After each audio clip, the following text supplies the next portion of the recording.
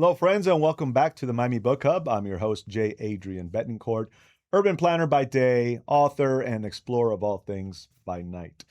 So thanks for coming back for another episode. This is now episode 22 of the Miami Book Hub, Miami's home for readers, writers, and resources. So 22 episodes in, and I finally get to somebody who I've been wanting to have on this program for a long time. I met him. We're both fellow members of the South Florida Writers Association. I met him several months ago, and I'm so happy to finally have Joe Pinon on the program. Joe, hey, welcome. Thank you so much. And from the moment I landed at the South Florida Writers Association, everyone told me, "Hey, have you met Joe? Do you know Joe? Do you know of Joe's books? Have you had Joe on the program? You need to have him on the program." I'm like, "Who is this Joe guy?" But I've recently learned why everyone makes such a big deal about you, because you are a prolific writer. You have written, I don't even know if you know how many books at this point. 10. 10 books and counting. Yeah, and counting. 2 more on the way. And incredibly, you've done that in less than 2 years. That's right. It Yeah. took me 3 years to get to my first. Yeah. So that's really impressive. But even more impressive than your books is your background.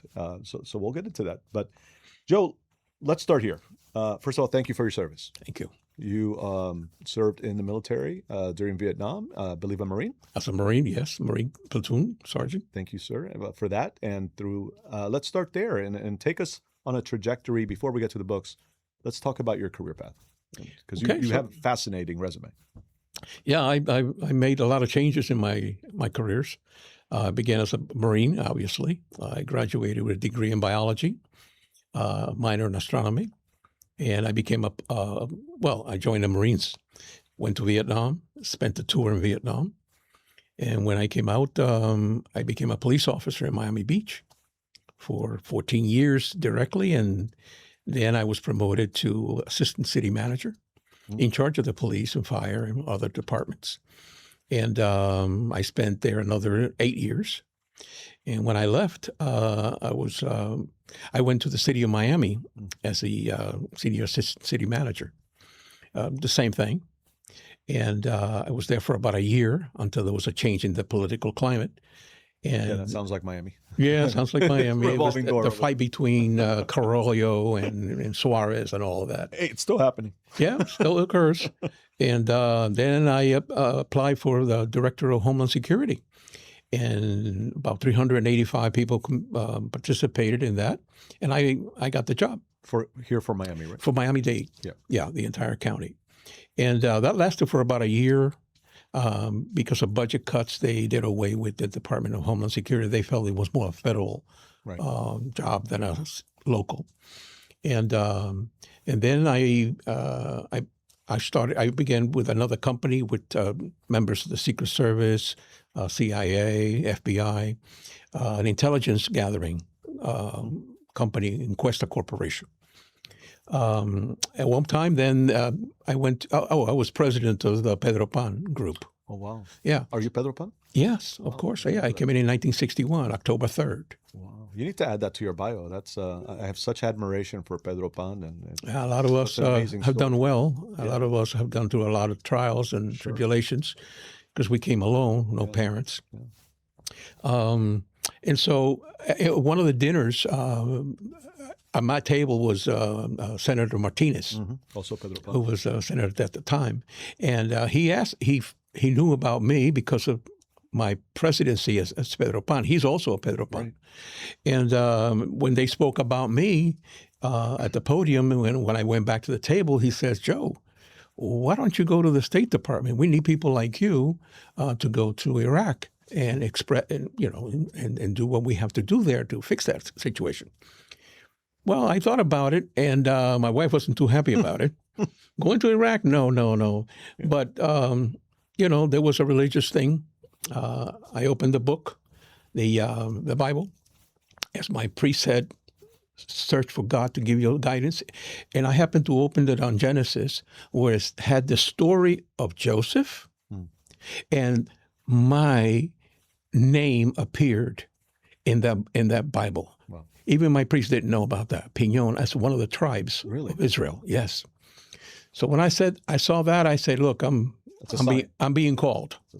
And my wife, very religious, said, "Well, It's open. She couldn't argue with God. No. She could never argue with God. So I went to Iraq, and I was there for a year, and then they asked me to remain another year because I was doing so well. I went to 7 different cities to try to promote democracy and to try and change the system to where more women were involved in business and in politics.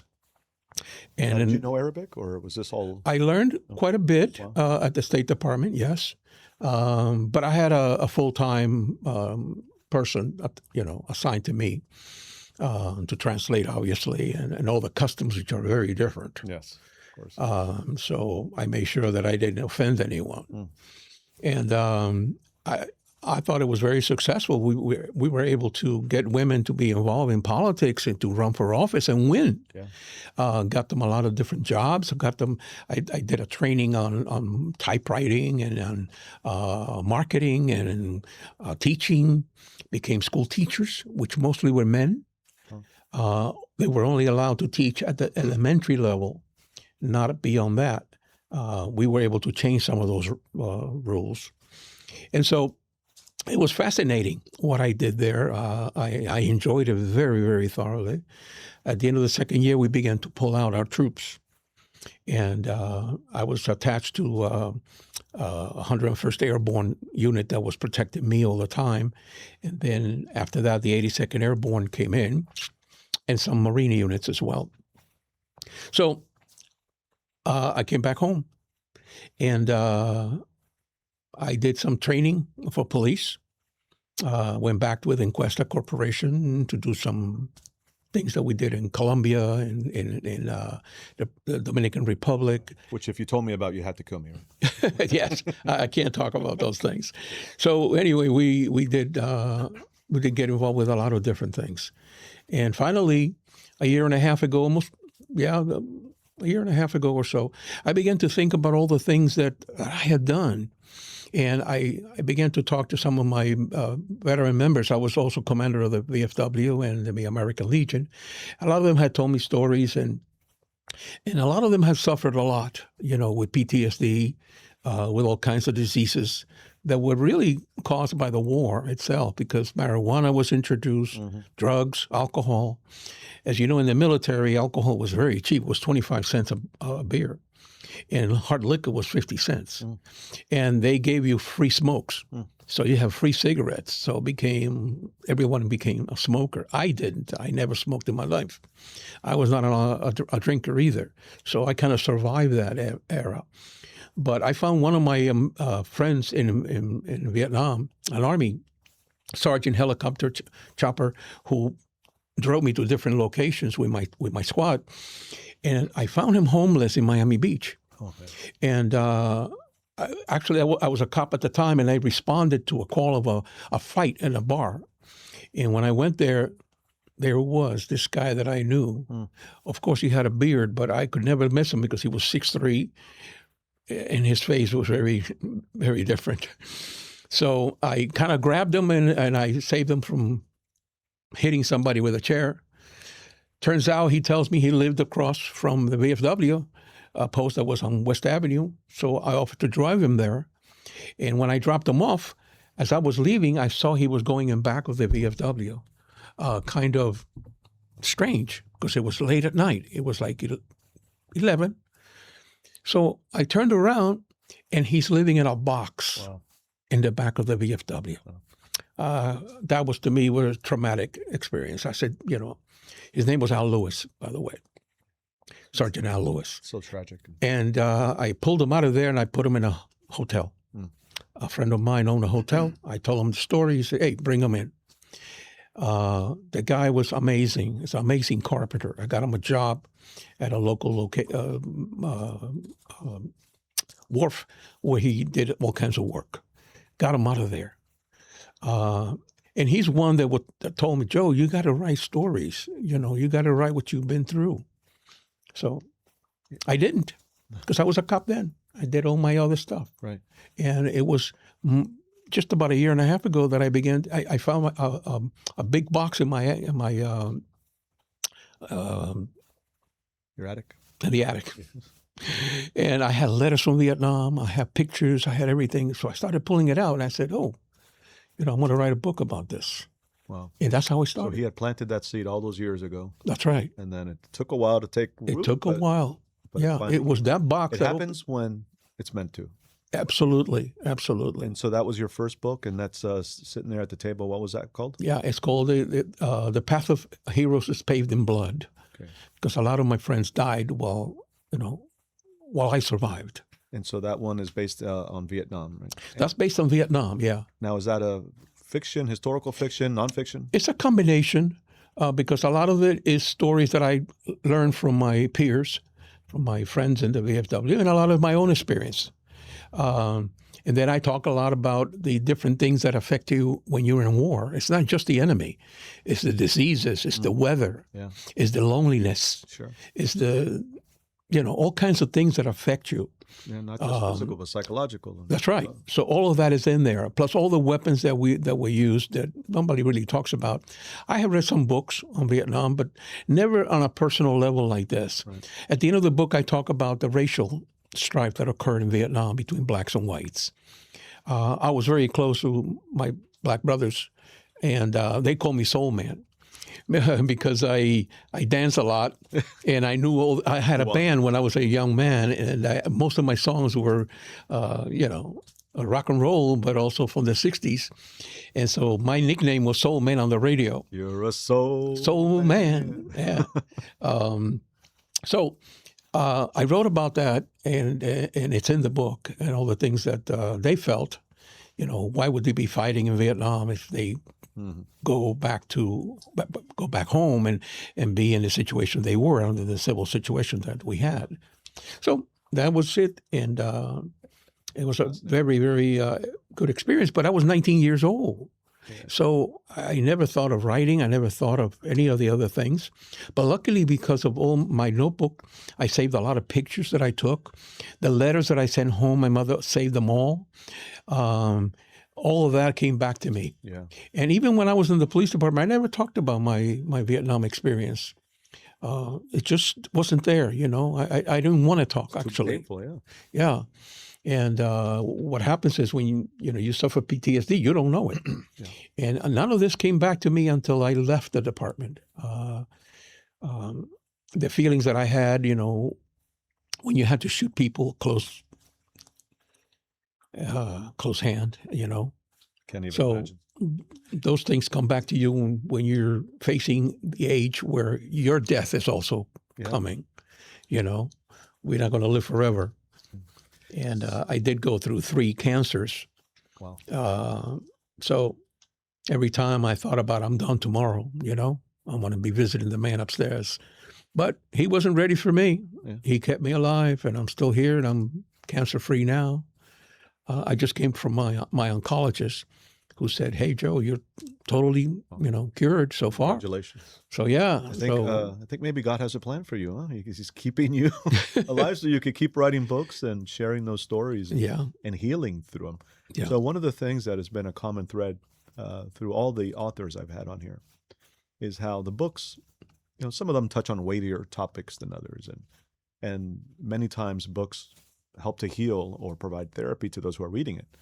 But what I find is it's also very therapeutic to the author. Absolutely. Especially something as powerful as a memoir about Vietnam. Absolutely. So, and Iraq. You feel in Iraq and all Iraq, your experience, because those people were really desperate for something, and we came there to help, and they received it very well. I got to tell you. Did you find that in writing the book, it helped to heal some things? Absolutely, absolutely has. Yeah. And it must have left a positive impression, because then you kept writing and writing and writing and writing. Yeah. I have to ask, how do you write so prolifically in such a short period of time? It seems like a supernatural skill set. Well, I just sit there for hours and hours and just write whatever comes back in my head, Is that me? Oh, no. Apologize. That's a ring. Yeah. So, then I switched the subjects to Kyle Hunter, a detective. Yeah, so you have a series. How many books? 8 books now. 8 books. Yeah. I love a series. I'm writing one myself. So what was the inspiration behind Kyle Hunter, and And then why a series versus kind of a one-off? Because it just kept coming. Yeah. I wrote the first one not thinking there'll be a second. But a lot of friends read it and said, Joe, this is fantastic, and you should do more. So who's Kyle Hunter? Huh? Who is Kyle Hunter is a made-up name, obviously, but it's based on a lot of the stuff that I had read, you know. Most of the cases are real cases. I changed names and stuff because, you know, it, like the one about the werewolf. One of the people say, there's no werewolf. Well, there was one in Chicago, and I wrote about him. You know, this individual who thought he was the werewolf, and he was never caught. But I continue now. My latest book is where he reappears. Oh. So, and about UFOs, because it's such a current event, I have seen things also that I could not explain. And I have seen a lot of the programs that we had talked about before where there is a lot of information out there that we really don't know. And even Marco Rubio, our senator, has gone online saying that, you know, there's something there. We just don't know what. So I became more involved with that. And so the series, Hunter becomes a hunter of a killer who follows another killer. Is he a detective? He's a detective, a Chicago detective who becomes a private investigator in New York, and then who becomes an Interpol agent when he's recruited. Okay. And so that's the series that has gone on so far. It sounds interesting, and it's thrillers are so much fun. Is it purely I would say, serious take on it, or do you have fun with it like many Miami mystery, or I don't know what you call them, many Miami writers that irreverent Carl Hiaasen type of take on this, or is it a fairly kind of serious take? Well, serious. It is serious because I do believe in UFOs. I'm just saying in general, do you insert humor into your writing, or is it generally just kind of you stick to? No, I insert myself in my writings. Yeah. I use a lot of what I know, what I have read about, my own experience as a detective. I was Officer of the Year in Miami Beach and Detective of the Year in the state of Florida. I also was Officer of the Month for 12 times. So I had a lot of arrests, a lot of experience with criminals. I went to the FBI Academy 3 times to learn about profiling, to learn about terrorist groups and things like that, which I used when I became a member of the Inquester Corporation under the president, who was Jack Island, a former FBI agent. And so we did a lot of work in that respect. So why Chicago and not Miami? Only because I ran into a Chicago detective in one of my trips that told me about the werewolf. Okay, so that's where you started. I started researching that. And so I had one of my buddies in the police department whose name was Hunker. I didn't want to make him the guy, so I made it Hunter. There you go. Hunter for the hunt. Yeah, I like that. Of the killer. So that became catchy, and everybody loved it. I did a focus group with 25 members of my post, and they loved it and said, you got to keep writing this. So I wasn't planning to, and then I did. And like you saw, I mean, I get on my computer and start typing.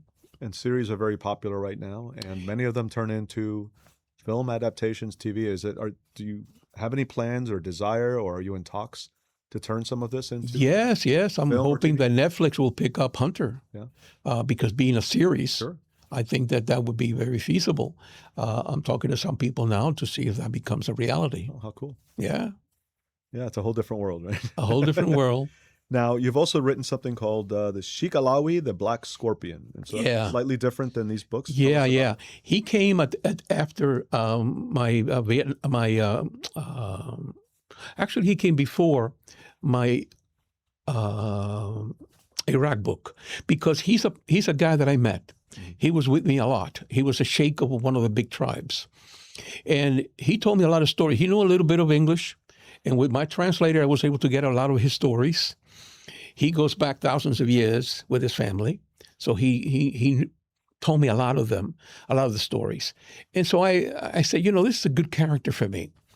And he did tell me a story about a scorpion that bit his great-great-great-grandfather, who became then a very well-known warrior. And so based on that, I wrote the book. And he's a real character. I mean, Alawi is a real character, but of course everything is based on the past. Yeah, historical fiction. Historical pictures, that stories that he told me about. And that became also very, very well read. People loved it. It's a love story. He gets married 3 times, and all 3 wives died. And at the end, when he passes away, he finds he's got 2 sons. So that's the end of the book. It's a love story, romance, but also a lot of fights and and thrills in it. So now, all your books, I mean, obviously your Kyle Hunter series as a collection, have a lot of common elements, but that is very different than your Vietnam book, which is very different from your Shikalawi book. Totally. Are there any kind of common threads throughout them? Is there like a message that you're trying to convey to the world that kind of carries through? Basically, if I could really be honest about it, I want people to know about the world out there. My Vietnam experience shows a lot about what we went through. People don't know that. A lot of people don't know that. Here. Yeah, and when I looked at some of the books from Vietnam, they were all based on something totally different than what I had. It was just killing or this or that, and I mixed it all. I wanted the public to know what we faced, not only with the enemy, but with all the different things. When I went to Iraq, I wanted people to know what we did in Iraq. People don't know. And I tell you why I say they don't know, because I've asked. I asked so many people in my posts and in my friends and my family. Nobody knew what we did there. And I wanted to show all the good things that we did. And I'm still in touch with a lot of the mayors. One of them just sent me an email 2 weeks ago. He's in London. He wanted to visit here and wanted to see me. And of course, I invited him. And then on the Alawi, because of the criminal thing, I teach a lot about what a detective does. If you read in the beginning of the book, I show a lot of the different forensics that we use, the interview processes that we use to get people to tell the truth. And so that's really my goal, is to let people know what we do. And that's basically... Yeah, at the heart of it is you want to educate people. I want to educate people. In every one of my books you're going to learn something. That has been told to me. Joe, I had no idea about what a detective did or how he did his thing. The way you explained it in the book is really fascinating. And that's what I really want to do. I asked earlier about why Chicago and not Miami, but does Miami appear in any of your books? Like, how does Miami impact your story? Well, Miami does appear in one of the books, in that Hunter hooks up with a friend of mine. But, well, anyway, his name is Hector Lance. I mention it because the book is based on not on him, but on his character. He's a Chinese Cuban American, and he's asked. Oh, he solves a crime in New York. He's a detective in New York about a Cuban delegate who's killed, and he solves it. And so Miami has another Cuban delegate that is killed, and they ask him to come to Miami and do that. Is that the Beijing yes, Havana conundrum? Okay. Correct, yeah. So he comes to Miami, he solves the crime, and then now Cuba wants to invite him to come because he solved 2 crimes connected to their delegates. and he finds out that the chief of intelligence in Cuba is related to him. His name is Lance as well. And then while he's in Cuba, he finds out that another cousin of his is a chief of intelligence in China, in Beijing, named Wang. And so they invite him to go to China, and there he solves another murder of a Chinese official. So that becomes a connection between Havana. And while he's in Havana, he learns that China and Havana are plotting to infiltrate the United States, and may not be far from the truth. Exactly. And I did it before all of these things came up now about China and Cuba and all of that stuff. So that became a fascinating topic that a lot of people enjoyed. So many books. If somebody wants to explore your work, where should they start? Well, my website is joepinon.com. Also in Amazon. Amazon.com, you look for my name, Joseph Pinon Books or Joe Pinon Books. They will all appear there. In bookstores as well, it's shown. Is there, if they had to pick one book to start with, which one would you recommend? Well, I would say to start with my first book, the Vietnam book. It talks a lot about me, talks a lot about what we did there, and then progress to, if you like a novel, a romantic novel, then Alawi would be the one. Every lady that I have talked about that book said they loved it because it's a romantic book. It's not about war. It's not about these other things. But you know, it has great reviews also from women for the one in Iraq, because so much in that book is about how we helped the women of Iraq develop. Right. So that has a lot of attention as well.